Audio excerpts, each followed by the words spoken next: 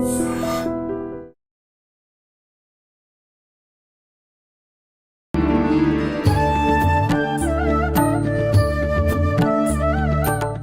అమ్మా. నమస్తే అమ్మా. శ్రీమాత్రే నమః. మనకి కార్తీక మాసం అయిపోయిన తర్వాత వెంటనే మనం మార్గశిర మాసంలోకి అడుగు పెడతాం. అయితే విశేషంగా మార్గశిర మాసంలో విష్ణుమూర్తి ఆరాధన ప్రత్యేకం అని చెప్పి అంటూ ఉంటారు. అసలు నిజంగా ఏంటి మార్గశిర మాసం యొక్క విశిష్టత ఏంటి? మనం ఆచరించాల్సిన విధానాలు ఏంటి? అంటే కార్తీక మాసం అంతా ఎన్నో నియమాలు పాటిస్తూ చాలా నిష్ఠగా ఆరాధన అంతా చేసుకుంటూ వెళ్తాం శివకేశవులు ఇద్దరికీ కూడా. మరి ఈ మాసంలో కూడా అంటే స్వామిని ఒక్కరిని ఆరాధించాలా, ఇద్దరిని ఆరాధించాలా, అసలు ఎవరిని ఆరాధించాలి అవన్నీ కూడా తెలియజేయండి. తప్పకుండానన్నా. అంటే ఏంటంటే మాసాధిపతులు అని చెప్పి మనకి పూర్వం ఉంటుంది. అంటే ఇప్పుడు అన్ని ఇంగ్లీష్ నెలలు వచ్చేసి మాసాధిపతులు, మాసాలకు విశిష్టత ఇవన్నీ వదిలేసాం. అవును. కార్తీక మాసం అంతా చంద్రుడు ఒక మాసం.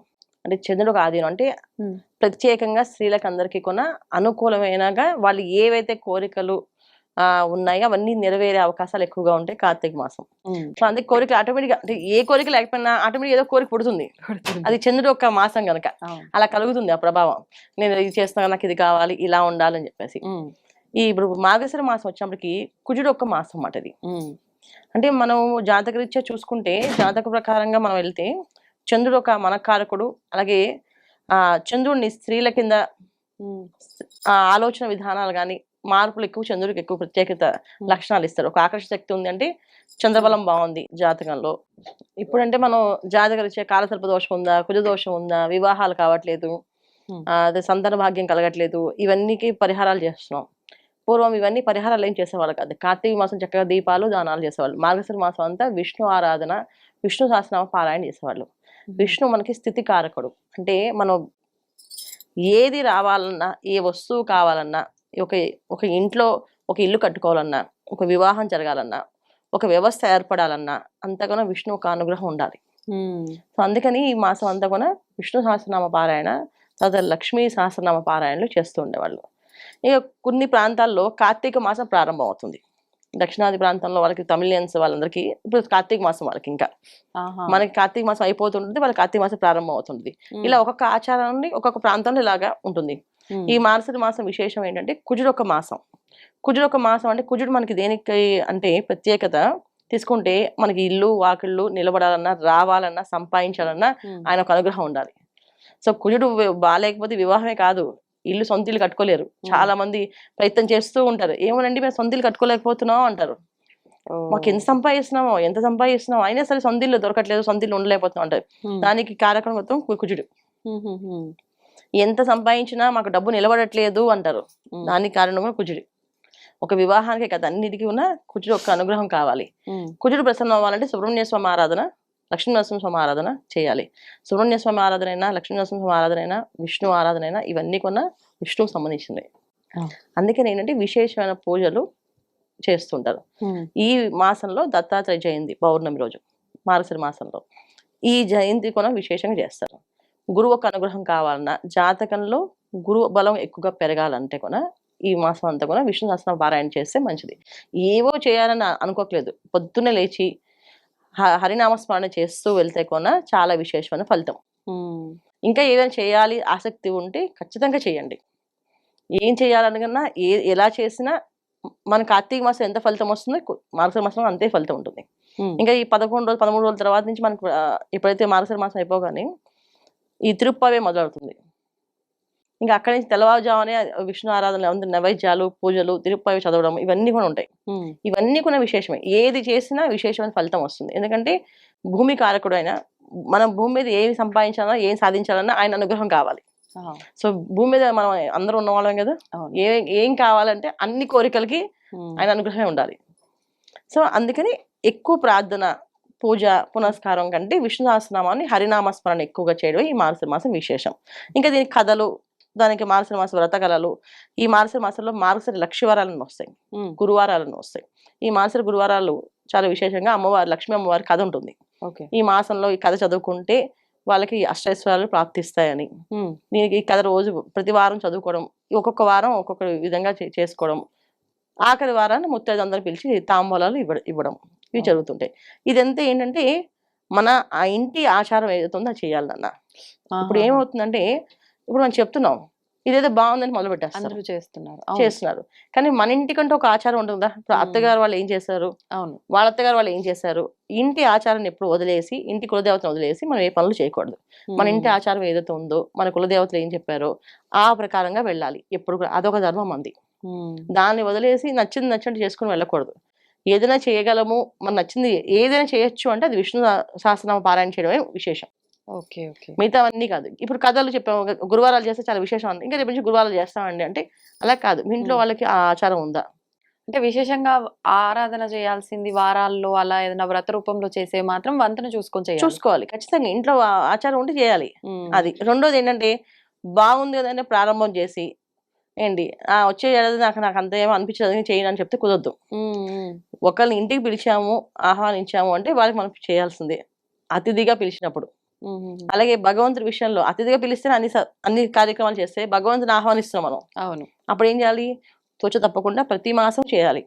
ఇప్పుడు చాలా మంది ఏంటంటే నచ్చింది నచ్చినట్టే చేసేస్తూ ఉంటారు. అవును. అలా కాకుండా ఇంటి వాళ్ళు ఏదైతే ఉందో చేయాలి. ఒకటి. ఇప్పుడు చాలా మంది 7 శనివారాల వ్రతం అని చేస్తున్నారు. అంటే అది కూడా వంతెన ముందు వాళ్ళు ఎవరైనా ఆచరిస్తేనే ఆచరించాలమ్మా? ఖచ్చితంగా అమ్మా. ఇవన్నీ వ్రతాలు సంబంధించినవన్నీ కూడా ఇంట్లో వాళ్ళ ఆచారం ఉంటే చేయాలి. లేకపోతే ప్రతి శనివారం చక్కగా స్వామి వారికి దీపం పెట్టచ్చు. అంతే. చలివిడి దీపం పెట్టచ్చు మనం. చలివిడి చేసుకొని దాంట్లో నెయ్యి వేసి చక్కగా దీపం వెలిగిస్తే కూడా మంచి విశేష ఫలితమే వస్తుంది. 7 శనివారం వ్రతం కథ చేయాలి, చేస్తే దోషం పోతుంది అంటే ఏ దోషం పోవడానికైనా ఇంట్లో ఇల్లాలు ఎప్పుడు సాత్విక గుణంతో ఉండాలి. నాకున్నది చాలా సంతోషంగా ఉంది, ఇది నాకు భగవంతుడు ఇచ్చిన ప్రసాదం, ఈ జీవితం నేను చాలా ఆనందంగా గడుపుతున్నాను అని అనుకుంటే ఏ పని చేసినా అది వరంగా మారుతుంది. లేదు ఏంటి నాకు ఇదే వాళ్ళ పక్క వాళ్ళకి అన్ని కొనుక్కున్నారు, వాళ్ళు అన్ని రోజు రోజుకి వాళ్ళు బిల్డింగ్లు కొంటున్నారు, కార్లు కొంటున్నారు, అన్ని కొంటారు, మా ఆయన ఏం కొనట్లేదు, మా ఆయన ఏం చేయట్లేదు, మా ఆయన వల్ల అవ్వట్లేదు, నా వల్ల అవ్వట్లేదు, అసలు ఏం అవ్వట్లేదు అని అనుకుంటే ఏది అవ్వదు. సో ఇక్కడ మన ఆలోచన విధానాన్ని మార్చుకోవడానికి మాత్రం ఈ తత్వాలు. ఇప్పుడు కార్తీక మాసం చన్నీటి స్నానం ఎందుకు చేయమని చెప్పారు? చన్నీళ్ళు ఒంటి మీద పడగానే చలి చలి ఒంటి మీద వచ్చి ఆటోమేటిక్గా శివ శివ అనేస్తాం, అవును, హర హర అంటాం. అందుకని చెప్పాను చన్నీటి స్నానం. అందుకని మనం చన్నీటి స్నానం చేస్తే ఆయనకి వచ్చేది ఏముంటుంది? కాబట్టి శరత్ ఋతువు కనుక చన్నీటి స్నానం చేయడం శరీరంలో వేడిని పుట్టిస్తుంది. చన్నీళ్ళు పోసుకోగానే ఒంట్లోంచి మనకు చలి రాదు, ఒక్క నిమిషం పోసినప్పుడే అది అమ్మో అంటాం, తర్వాత ఒంట్లోంచి వేడి వచ్చేస్తుంది. అదే వేణీళ్ళు పోసుకుంటే వేణీళ్ళు ఆపగానే మీకు చలేసేస్తుంది, వెంటనే మళ్ళీ వేణీళ్ళు పోసుకుంటే ఉంటారు. ఇది మనం గమనించామా? ఇదంతా మన శరీరతత్వం కోసం చెప్పింది పెద్దవాళ్ళు. ఎందుకంటే కాస్త ఆ క్షణమైనా నామస్మరణ, దైవ నామస్మరణ చేస్తారు, ఆ పుణ్యం వస్తుందని అర్థం. అందుకే మన పురాణాల్లో ఏ రోజు ఏ మాసంలో ఏ కార్యక్రమాలు చేయమన్నా మన పుణ్యం కోసమే పెద్దవాళ్ళు చెప్పింది. దాన్ని మనం ఆచరిస్తూ చేయాలి. ఆచరిస్తూ చేస్తూ ఒక రోజు మనం గురువారం రోజు, ఇప్పుడు కార్తీక మార్గశిర మాసంలో గురువారాలు చేస్తున్నాం, గురువారం రోజున ఆ రోజు తలకి నూనె పెట్టుకోకూడదు, తల దువ్వకూడదు, ముందు రోజు తలంటు పోసుకోవాలి, అన్ని నియమాలు ఉంటాయి కథలో. సో ముందు రోజు తలంటు పోసేసుకొని పొడి తలతో నెక్స్ట్ డే గురువారం రోజు పొద్దున కొంచెం పసుపు రాసుకొని స్నానం చేయాలి. ఆ రోజంతా సాత్వికంగా ఉండాలి. శుక్రవారం సాత్వికంగా ఉండి శనివారం అరిస్తే ఈ చేసిన పుణ్యం అంతా వెళ్ళిపోతుంది. ఇది మనం పెద్దవాళ్ళు ఏం చెప్పారంటే ఎప్పుడు కూడా నీకు తోచింది చేసుకో, నీకు ఎంత శక్తి ఉందో అంతవరకు వెళ్ళు. ఆ శక్తిని మించి వెళ్ళడము అంటే అది ఏంటి? పూజ విషయమే కాదు, మన పని విషయం కూడా. ఇంట్లో పనులు మనం ఎంతవరకు చేయగలమో అంతవరకు చేయాలి. తలకి మించి పెట్టుకొని నా వల్ల ఓపిక లేదు, నాకు కాళ్ళు నొప్పులు వస్తున్నాయి, నాకు ఇవి నొప్పులు వస్తున్నాయి, నేను బయటికి వెళ్ళి ఇవాళ గుడి ప్రదక్షిణ అన్ని చేసి వచ్చేసాను, అంత పుణ్యం చేసుకున్నాను, ఇంటికి వచ్చాక భర్త కాళ్ళు నొక్కాడు అనుకోండి, పోయిందంటే పుణ్యం. కానీ జనరల్గా ఏం చేస్తున్నారు ఇప్పుడు ఈ రోజుల్లో అదే చేస్తున్నారు. అయ్యో పాప మా ఆవిడ పొద్దున్న ఉపవాసం ఉంది అని చెప్పేసి వేణీళ్ళు బకెట్ పెట్టి ఆవిడ కాళ్ళు నొక్కారు అనుకోండి, ఆవిడ చేసుకున్న పుణ్యంతో పోతుంది. అందుకని ఇలాంటివి జాగ్రత్తగా ఉండాలి.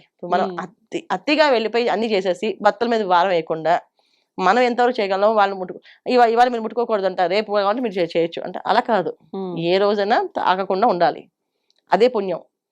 అంటే మన పురాణాల్లో కానీ స్త్రీలకి ఈ వ్యవహారాలు చేయాలని నియమాలు లేవు, ఎక్కడా లేవు. కానీ మనం చేసుకుంటాం. ఎందుకు చేసుకుంటాం అంటే ఈ శరీరానికి ప్రారంభ కర్మతో పుట్టాం కనుక కర్మను తొలగించే శక్తి చేతులకి ఉంది, మన మనసుకి ఉంది. అందుకని చేసుకోమన్నారు.